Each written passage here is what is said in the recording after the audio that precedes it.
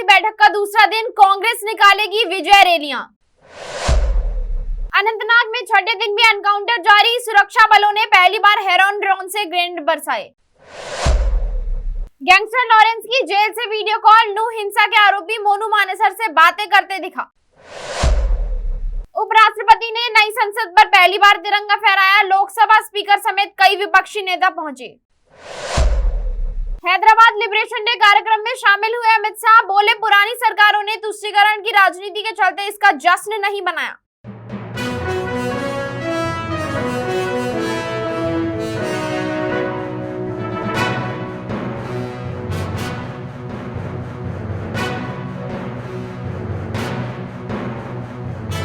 नमस्कार, new India live देख रहे हैं आप और मैं हूं आपके साथ रूबी सिंह चौहान।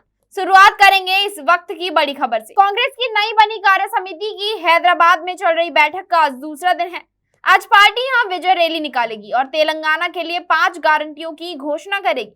शनिवार की बैठक में कहा गया है कि केंद्र सरकार राजनीतिक, आर्थिक और राष्ट्रीय सुरक्षा के मोर्चे पर पूरी तरह विफल रही है। इसमें दावा किया कि भाजपा देश की संवैधानिक और संघीय ढांचे के लिए चुनौती है। इस बैठक में कांग्रेस अध्यक्ष मल्लिकार्जुन खड़गे, कांग्रेस संसदीय दल की अध्यक्ष सोनिया गांधी, कांग्रेस सांसद राहुल गांधी, प्रियंका गांधी, राजस्थान के सीएम अशोक गहलोत, छत्तीसगढ़ के सीएम भूपेश बघेल समेत कई नेता शामिल हुए। वहीं मल्लिकार्जुन खड़गे ने राज्यसभा महासचिव प्रमोद मोदी को पत्र लिखकर बताया है कि वो 17 सितंबर को नई संसद में ध्वजारोहण कार्यक्रम में शामिल नहीं हो पाएंगे। उन्होंने कहा कि वो कार्य समिति की 2 दिनी बैठक के लिए हैदराबाद आए हुए हैं। उन्हें संसद के कार्यक्रम का इनवाइट 15 सितंबर की शाम को मिला था, जबकि ये बैठक काफी दिन पहले से तय थी। कांग्रेस की नई कार्य समिति का गठन पिछले महीने किया गया था। उसके बाद से ये समिति की पहली बैठक है। शनिवार की मीटिंग के बारे में मीडिया को जानकारी देते हुए कांग्रेस नेता पी चिदम्बरम और जयराम रमेश ने कहा कि सीडब्ल्यूसी के कई सदस्यों ने देश की राजनीतिक स्थिति पर बात की। विचार विमर्श अभी भी चल रहा है और सीडब्ल्यूसी जल्द ही एक प्रस्ताव लेकर आएगी। चिदम्बरम ने कहा, सीडब्ल्यूसी में हम देश की राजनीतिक स्थिति, देश के सामने आने वाले आर्थिक संकट और देश के लिए गंभीर चुनौती बने सुरक्षा खतरों पर चर्चा कर रहे हैं। उन्होंने कहा कि मणिपुर, जम्मू कश्मीर में सुरक्षा चुनौतियां हैं। चिदम्बरम ने कहा कि हमारी सीमाओं पर चीन की चुनौती है। विभिन्न स्तरों पर कई बार बातचीत के बावजूद चीनी विरोध में डटे हुए हैं। चिदम्बरम ने आरोप लगाया कि हम इलाके खो रहे हैं और चीनी अपने इलाके को बनाए रख रहे हैं या उस पर कब्जा कर रहे हैं। बता दें कि पिछले महीने 20 अगस्त को मल्लिकार्जुन खड़गे ने सीडब्ल्यूसी का ऐलान किया था। इसके बाद ये पहली बैठक है। इसी साल के अंत में मध्य प्रदेश, छत्तीसगढ़, राजस्थान, तेलंगाना और मिजोरम में विधानसभा चुनाव है। मध्य प्रदेश में भाजपा, छत्तीसगढ़, राजस्थान में कांग्रेस, तेलंगाना में बीआरएस और मिजोरम में मिजो नेशनल फ्रंट भाजपा की सरकार। वहीं कश्मीर के अनंतनाग में रविवार 17 सितंबर को छठे दिन एनकाउंटर जारी है। सेना को गडुल कोकेरनाग के जंगलों में 2 और आतंकियों के छिपे होने की आशंका है। शनिवार को सेना ने एक आतंकी को मार गिराया था। अंधेरा होने के कारण रात में ऑपरेशन रोक दिया गया था। कोकेरनाग में सेना ने कल पहली बार किसी आतंकी ऑपरेशन में अपने सबसे एडवांस ड्रोन हेरोन मार्क 2 की अटैक के लिए उतारा। ड्रोन ने आतंकी को ढूंढकर उस पर ग्रेनेड फेंका, जिससे वो ढेर हो गया। मुठभेड़ के दौरान तेज बारिश में भी हेरोन काम करता रहा। इसके अलावा क्वाडकॉप्टर ड्रोन ने आतंकियों को खदेड़ने में मदद की। ये ड्रोन 5 तरफ से गोली और ग्रेनेड एक साथ बरसा सकता है। इसे 15 किलोमीटर दूर से ऑपरेट कर सकते हैं।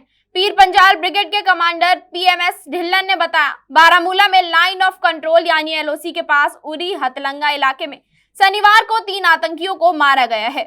ऑपरेशन सुबह 6 बजे शुरू हुआ और 8 घंटे बाद दोपहर 2 बजे खत्म हुआ।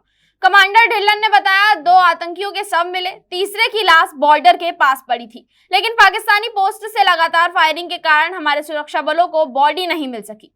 पाकिस्तानी फौज आतंकियों की मदद कर रही थी। फौज इन आतंकियों को कवर दे रही थी। बारामूला में जो आतंकी मारे गए उनके पास से 2 AK राइफल्स, 7 मैगजीन, 1 चाइनीज पिस्तौल, 7 हैंड ग्रेनेड, 5 किलो IED और अन्य युद्धक सामान मिले हैं। उनके बैग से पाकिस्तान के 6000 रुपए के नोट और भारत के 46,000 रुपए के नोट बरामद हुए। बारामूला एनकाउंटर को लेकर कमांडर ढिल्लन ने बताया, एनकाउंटर साइट वही इलाका है जहां दिसंबर 2022 में सुरक्षा बलों ने एक बड़े आतंकी ठिकाने का भंडाफोड़ किया था। तब एक गुफा में हथियारों का जखीरा बरामद किया गया था। अनंतनाग में एनकाउंटर साइट पर ड्रोन और हेलीकॉप्टर से निगरानी की जा रही है। शनिवार को सेना ने बताया कि कोकेरनाग के घने जंगलों में आतंकी 12 से 20 फीट गहरी गुफाओं में छिपे हुए हैं। इन गुफाओं को आतंकियों ने सीमेंट, प्लास्टिक और लकड़ियों से ढका हुआ है। अनंतनाग में चल रहे एनकाउंटर में अब तक सेना के 2 अधिकारी, 1 जवान और 1 पुलिस अधिकारी शहीद हो चुके हैं। इस ऑपरेशन को लेकर कश्मीर के एडीजीपी विजय कुमार ने कहा कि 2-3 आतंकी राजौरी तक फैले पीर जंगल के घने जंगलों में छिपे हैं। इन सभी को मार गिराया जाएगा। इन आतंकियों में एक लश्कर-ए-तैयबा का कमांडर उजैर खान है।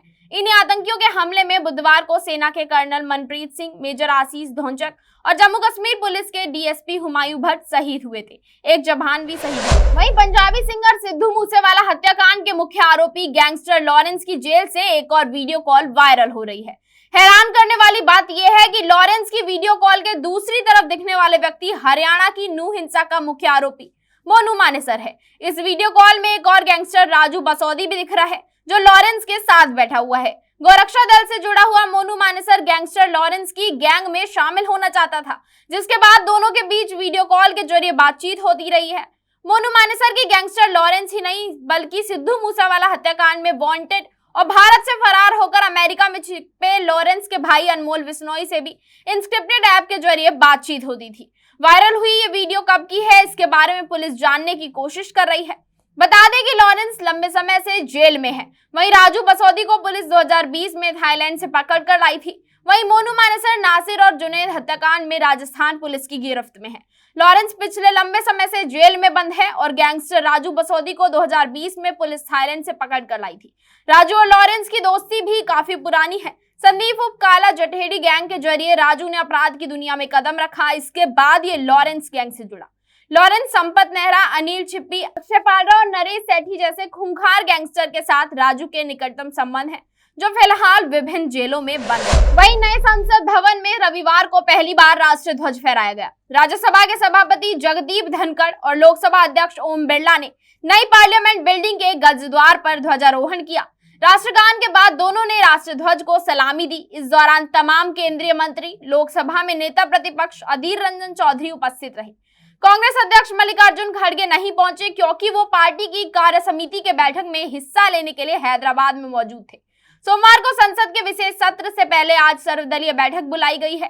केंद्र सरकार ने 18 सितंबर से 22 सितंबर तक के लिए संसद का विशेष सत्र बुलाया है। पार्लियामेंट के स्पेशल सेशन की शुरुआत पुरानी बिल्डिंग में होगी और 19 सितंबर को गणेश चतुर्थी के दिन संसदीय कामकाज कर नई इमारत में प्रवेश होगा। विशेष सत्र की 19 से 22 सितंबर तक की कार्यवाही नई बिल्डिंग में होगी। केंद्रीय मंत्रियों को नई संसद में दफ्तर भी अलॉट हो गए हैं। अमित शाह, राजनाथ सिंह, नितिन गडकरी समेत 11 वरिष्ठ मंत्रियों को ग्राउंड फ्लोर पर ऑफिस अलॉट हुआ है। अन्य के दफ्तर फर्स्ट फ्लोर पर होंगे। प्रधानमंत्री नरेंद्र मोदी ने 10 सितंबर 2020 को पुरानी संसद के ठीक सामने नए भवन की आधारशिला रखी थी।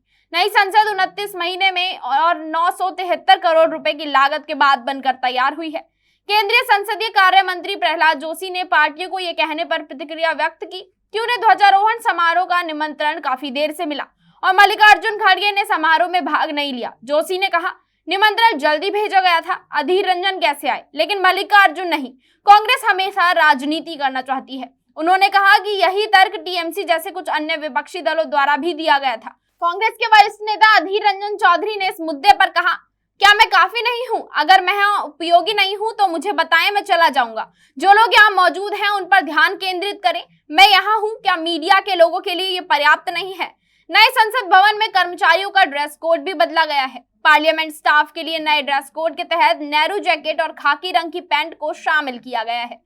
लोकसभा सचिवालय के मुताबिक ब्यूरोक्रेट्स बंद गले के सूट की जगह मेजेंटे या गहरे गुलाबी रंग की नेहरू जैकेट पहनेंगे। उनकी शर्ट भी कमल के फूल के डिजाइन के साथ गहरे गुलाबी रंग में होगी। नई संसद 13 से 14 अक्टूबर को G20 देशों के स्पीकरों की मेजबानी करेगी। आमंत्रित देशों की संसद के स्पीकर भी इसमें हिस्सा लेंगे। ये पार्लियामेंट 20 ग्रुप की 9वीं मीटिंग होगी। गौरतलब है कि प्रधानमंत्री मोदी ने इस साल 28 मई को नए संसद भवन का उद्घाटन किया था। नई संसद के लोकसभा कक्ष में स्पीकर की कुर्सी के बगल में पवित्र सेंगोल को स्थापित किया गया है। वहीं केंद्रीय गृह मंत्री अमित शाह आज हैदराबाद के दौरे पर हैं। अमित शाह सिकंदराबाद में तेलंगाना मुक्ति दिवस पर आयोजित कार्यक्रम में शामिल हुए। इस दौरान केंद्रीय गृह मंत्री ने कहा कि तेलंगाना राज्य के गठन के बाद भी राजनीतिक दल वोट बैंक की राजनीति के कारण तेलंगाना मुक्ति दिवस मनाने से झिझक रहे थे। अमित शाह ने 17 सितंबर 1978 को पूर्ववर्ती निजाम शासन से क्षेत्र की आजादी और हैदराबाद राज्य के भारतीय संघ में विलय की याद में हैदराबाद मुक्ति दिवस मनाने के लिए आयोजित केंद्र के आधिकारिक कार्यक्रम में कहा, कि वोट बैंक की राजनीति के कारण राजनीतिक दल मुक्ति दिवस मनाने से झिझकते हैं, जो कि दुर्भाग्यपूर्ण है। उन्होंने कहा, मैं उन्हें बताना चाहता हूं कि देश के लोग उन लोगों से मुंह मोड़ लेंगे जो अपने देश के इतिहास से मुंह मोड़ते हैं।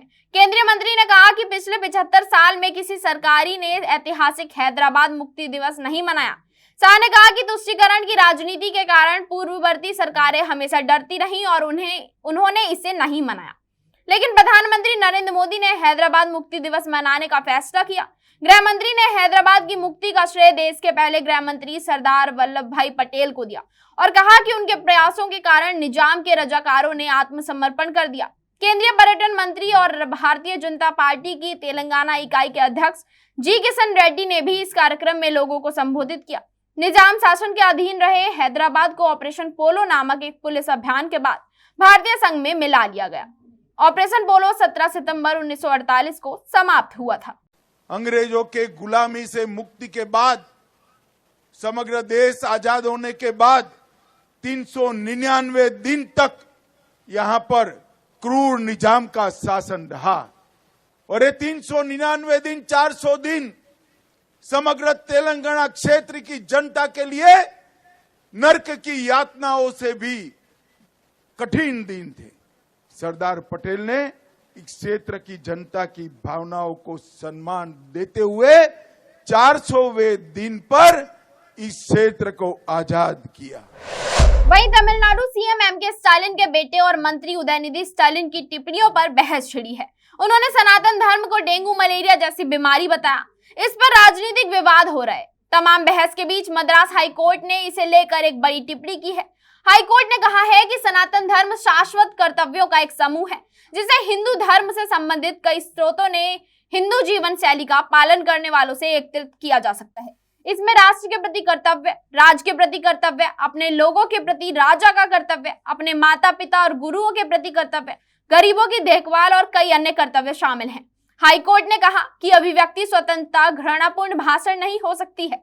न्यायमूर्ति एन शेषई ने 15 सितंबर को अपने आदेश में कहा कि अदालत सनातन धर्म के समर्थक और विरोधी पर बहुत मुखर और शोर शराबे वाली बहसों से अवगत है और अदालत जो कुछ भी हो रहा है उसके लिए वास्तविक चिंता के साथ विचार करने से खुद को रोक नहीं सकती है। अदालत ने यह भी कहा कि जब धर्म से संबंधित मामलों में अभिव्यक्ति की स्वतंत्रता का प्रयोग किया जाता है तो यह सुनिश्चित करना आवश्यक है कि किसी को भी चोट न पहुंचे और अभिव्यक्ति की स्वतंत्रता घृणित भाषा नहीं हो सकती। कहीं ना कहीं एक विचार ने आधार प्राप्त किया है कि सनातन धर्म केवल जातिवाद और अस्पृश्यता को बढ़ावा देने के बारे में है। समान नागरिकों वाले देश में छुआछूत को बर्दाश्त नहीं किया जा सकता है और भले ही इसे सनातन धर्म के सिद्धांतों के भीतर कहीं अनुमति के रूप में देखा जाए, फिर भी इसके रहने के लिए जगह नहीं हो सकती, क्योंकि संविधान के अनुच्छेद 17 ने घोषणा की है कि अस्पृश्यता को समाप्त कर दिया गया है। अदालत ने कहा कि यह मौलिक अधिकार का हिस्सा है। कोर्ट ने आगे कहा कि आर्टिकल 51A के तहत प्रत्येक नागरिक का यह मौलिक कर्तव्य है कि वो संविधान का पालन करे और उसके आदर्शों और संस्थाओं का सम्मान करे। इससे सनातन धर्म के भीतर या बाहर अस्पृश्यता अब संवैधानिक नहीं हो सकती है।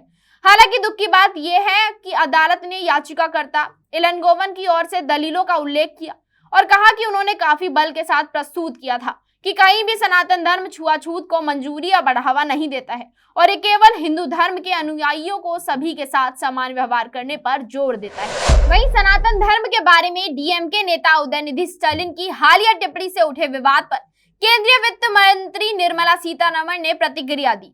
निर्मला सीतारमण ने इस बयान को नित्यहर्त पर चिंता जताई। उन्होंने मीडिया से बात करते हुए कहा, आपने संविधान के अनुसार शपथ ली है और मंत्री बने हैं। शपथ के दौरान आप कहते हैं कि आप दूसरों की भावनाओं को ठेस नहीं पहुंचाएंगे। भले ही आपकी विचारधारा हो, फिर भी यह कहना सही नहीं है कि आप एक धर्म को नष्ट कर देंगे। केंद्रीय वित्त मंत्री ने हिंदू धार्मिक और धर्मार्थ बंदोबस्ती मंत्री पी शेखर बाबू पर सवाल उठाते हुए कहा, आप हिंदू मंदिरों की रक्षा कैसे कर सकते हैं जब उन्हें नष्ट करने जैसे भाषण आपके सामने हो। आपने भी शपथ ली थी और आप मंदिर के दान पात्र में सनातन हिंदुओं की ओर से किए गए दान से संतुष्ट दिखते हैं। सीतारमण ने उस संत की भी निंदा की जिसने उदयनिधि के सिर काटने के लिए 10 करोड़ रुपए का इनाम देने की घोषणा की थी। उन्होंने अहिंसा में अपने विश्वास पर जोर देते हुए कहा, मैं ऐसे कृत्यों की निंदा करती हूं जब मेरा दृढ़ विश्वास है कि हिंसा के लिए कोई जगह नहीं है, चाहे वो शब्दों में हो या कार्यों में। विविधता का सम्मान करने का मतलब है हिंसा से बचना। निर्मला सीतारमण ने आगे कहा कि इस तरह के नफरत वाले बयान सनातन धर्म के लिए ज्यादा आते हैं। दरअसल इस धर्म को मानने वाले बदला नहीं लेते हैं। ऐसे लोगों के पास दूसरे धर्मों के बारे में इस तरह से बुरा बोलने की हिम्मत नहीं है। क्या अन्य धर्मों में कोई समस्या नहीं है? क्या अन्य धर्मों में महिलाओं के साथ दुर्व्यवहार नहीं किया जाता? क्या आप इस पर बोलने की हिम्मत करेंगे? क्या आप में ये साहस है? बता दें कि इस मामले में विवाद बढ़ने पर भारतीय जनता पार्टी ने राज्यव्यापी विरोध प्रदर्शन शुरू किया था। बीजेपी ने मंत्री शेखर बाबू के इस्तीफे की मांग करते हुए एचआर और सी ऑफिस के भी घेरने की कोशिश की थी। मंत्री शेखर बाबू ने पहले कहा था कि द्रमुक सनातन धर्म के अंदर कुछ अवधारणाओं का विरोध करता है, लेकिन हिंदुओं का पूरे दिल से स्वागत करता है और उनके प्रति कोई शत्रुता नहीं रखता है। अक्सर अपने विवादित बयानों को लेकर सुर्खियों में रहने वाली कंगना रनौत ने एक बार फिर कुछ ऐसा कह दिया है जिसकी वजह से वो चर्चाओं में आ गई हैं। जैसा कि आप सब जानते हैं कि कंगना रनौत किसी को भी कुछ भी कहने से पीछे नहीं हटती, चाहे वो कोई भी हो। एक्ट्रेस उसके लिए अपने मन की बात बोल ही देती है। ऐसा ही कुछ उन्होंने इस बार अनुराग कश्यप के साथ किया, जिन्होंने हाल ही में कंगना को लेकर बड़ा स्टेटमेंट दिया था। दरअसल हाल ही में हड्डी फिल्म की टीम ने एक इंटरव्यू के दौरान कंगना रनौत की जमकर तारीफ की थी। इस दौरान अनुराग कश्यप ने भी कंगना रनौत के साथ काम करने का एक्सपीरियंस शेयर किया था। उन्होंने कहा था कि कंगना टैलेंटेड है, मगर उनके साथ काम करना मुश्किल है। उन्होंने कंगना को टफ एक्ट्रेस बताया था। अब कंगना ने इस पर अपना रिएक्शन दिया है, जो कि चर्चा में आ गया है। अनुराग कश्यप के बयान पर रिएक्शन देते हुए कंगना ने अपने इंस्टा पर एक पोस्ट शेयर किया, जिसमें उन्होंने लिखा है कि ये बात पर सब मानते हैं, लेफ्ट राइट दोनों विंग वाले। पहला कि मैं बहुत बदतमीज हूँ, दूसरा कि मैं उग्र और अतिवाद हूँ, मुझे वायलेंस पसंद है और हिंसा को भी मैं बहुत पसंद करती हूँ। तीसरा ये कि मैं थोड़ी बिगड़ी हुई और जिद्दी हूँ। चौथा ये कि मैं भयंकर वाली टैलेंटेड एक्ट्रेस हूँ, मतलब great of all times type वाली। इसको कहते हैं बैटमैन, वही हूँ मैं। जी हाँ, अनुराग कश्यप की तारीफ करने के बाद कंगना का रिएक्शन कुछ ऐसा रहा। अपनी तारीफ सुनकर कंगना इतनी खुश हुई कि वो खुद को बैटमैन समझने लगी है। वहीं बिग बॉस OTT 2 के विनर एल्विस यादव लगातार खबरों में छाए हुए हैं। सो जीतने के बाद यूट्यूबर लगातार किसी न किसी वजह से खबरों का हिस्सा बने हुए हैं। हाल ही में एल्विस और उर्वशी रौतेला का एक म्यूजिक वीडियो हम तो दीवाने रिलीज हुआ था, जो यूट्यूब पर छाया हुआ है। अभी इस वीडियो को लेकर फैंस की दीवानगी खत्म हुई ही नहीं थी कि एल्विस यादव का एक और नया वीडियो इस वक्त सोशल मीडिया पर खूब सुर्खियां बटोर रहा है, जिसमें वो एक्ट्रेस ईसा गुप्ता के साथ रोमांस करते हुए नजर आ रहे हैं। एल्विस यादव ने अपने इंस्टाग्राम पर एक वीडियो शेयर किया है, जिसमें वो बॉलीवुड एक्ट्रेस ईसा गुप्ता के साथ हम तो दीवाने सॉन्ग पर रोमांस करते नजर आ रहे हैं। इस वीडियो में ईसा गुप्ता ने नीले रंग का डीप नेक ब्लाउज पहना हुआ है और पीले रंग की साड़ी। वहीं ईसा गुप्ता से मैच करने के लिए एल्विस यादव ने भी नीले रंग की शर्ट पहनी हुई है। एक तरफ एल्विस जहां बहुत हैंडसम लग रहे हैं, वहीं दूसरी तरफ ईसा गुप्ता भी काफी हॉट लग रही हैं। वीडियो में एल्विस ईसा गुप्ता में डूबे हुए दिखाई दे रहे हैं। दोनों की केमिस्ट्री ने इंटरनेट पर सनसनी मचा दी है। लोग उम्मीद कर रहे हैं कि एल्विस और ईसा किसी फिल्म या गाने में नजर आ सकते हैं। फिलहाल फैंस उनकी जोड़ी को काफी पसंद कर रही है और ये वीडियो भी तेजी से वायरल हो रहा है। इस वीडियो को शेयर करते हुए एल्विस यादव ने लिखा, अब हुआ सिस्टम हैंग, जिसके बाद फैंस सोशल मीडिया पर जमकर कमेंट कर रहे हैं कि अब एल्विस ने सिस्टम हैंग कर दिया है। वहीं बात करें सॉन्ग हम तो दीवाने की, तो इस सिंगर यासर देसाई ने गाया है। इसमें एल्विस और उर्वशी रौतेला रोमांस करते हुए दिखे। यूट्यूब पर यह वीडियो तेजी से वायरल हो रहा है और लगातार ट्रेंड कर रहा है। इसे अब तक 17 मिलियन से ज्यादा व्यूज मिल चुके हैं, जिसकी गिनती अभी भी जारी है। फिलहाल एल्विस यादव इस वक्त मुंबई में हैं और अपनी को स्टार उर्वशी रौतेला के साथ अपने म्यूजिक वीडियो का प्रमोशन कर रहे हैं। दोनों की प्रमोशन के दौरान की तस्वीरें और वीडियो लगातार सोशल मीडिया पर छाई हुई है। एशिया कप 2023 के फाइनल मुकाबले में भारत आज 8वें खिताब की तलाश में श्रीलंका से भिड़ेगा। वहीं श्रीलंका अपनी चैंपियनशिप का बचाव करने की उम्मीद से मैदान पर उतरेगा। टीम इंडिया एशिया कप में सभी फॉर्मेट में 10वां फाइनल खेलेगा। इस दौरान कप्तान रोहित शर्मा की नजर ट्रॉफी के साथ कई बड़े रिकॉर्ड को अपने नाम करने पर रहेगी। एशिया कप के फाइनल में भारत ने 7 बार श्रीलंका का सामना किया है, जिनमें से भारत ने 4 बार जीत हासिल की। भारत बनाम श्रीलंका की 3 हार में 2 श्रीलंका से मिली है। वहीं श्रीलंका सभी फॉर्मेट में अपना 12वां एशिया कप फाइनल खेलेगा। सभी की निगाहें भारत के कप्तान रोहित शर्मा पर होंगी, जिनकी नजर मैच में महत्वपूर्ण उपलब्धियों और रिकॉर्ड पर होंगी। रोहित शर्मा श्रीलंका के खिलाफ एशिया कप 2023 फाइनल में अपना 250वां वनडे मैच खेलेंगे। रोहित शर्मा 250 वनडे मैच खेलने वाले 9वें भारतीय खिलाड़ी बन जाएंगे। रोहित शर्मा वनडे में दूसरी बार किसी टूर्नामेंट के फाइनल में भारत की कप्तानी करेंगे। रोहित शर्मा की कप्तानी में भारत ने 2018 में एशिया कप जीता था। पिछले मैच में बांग्लादेश के खिलाफ हार रोहित शर्मा की बतौर कप्तान एशिया कप में पहली हार थी। इसके अलावा रोहित शर्मा 939 रन की नजर एशिया कप में 1000 रन बनाने वाले पहले भारतीय बल्लेबाज बनने पर रहेगी, क्योंकि वो ऐसा करने से 61 रन दूर हैं। साथ ही वो एशिया कप में भारत की ओर से सबसे ज्यादा रन बनाने वाले खिलाड़ी बनने से 33 रन दूर हैं। वनडे में सचिन तेंदुलकर ने 971 रन के साथ सबसे ज्यादा रन बनाने वाले खिलाड़ी हैं। रोहित शर्मा सभी फॉर्मेट में 2 बार एशिया कप ट्रॉफी उठाने वाले तीसरे भारतीय कप्तान बन सकते हैं। उनसे पहले MS धोनी 2012 और 2016 और मोहम्मद अजहरुद्दीन 1991 और 1995 ने कप्तान के रूप में 2 बार एशिया कप जीता था। रोहित शर्मा वनडे में बतौर ओपनर श्रीलंका पर हावी रहे हैं। इसके अलावा उन्होंने वनडे में श्रीलंका के खिलाफ 100 प्लस के स्ट्राइक रेट के साथ सलामी बल्लेबाज के रूप में 1000 प्लस रन बनाए हैं। इसके अलावा उनका सर्वोच्च स्कोर 264 रन श्रीलंका के खिलाफ है, जो वनडे में किसी बल्लेबाज का सर्वोच्च स्कोर भी है। इसी के साथ इस बुलेटिन में इतना ही। जुड़े रहें हमारे साथ और देखते रहें न्यू इंडिया लाइव।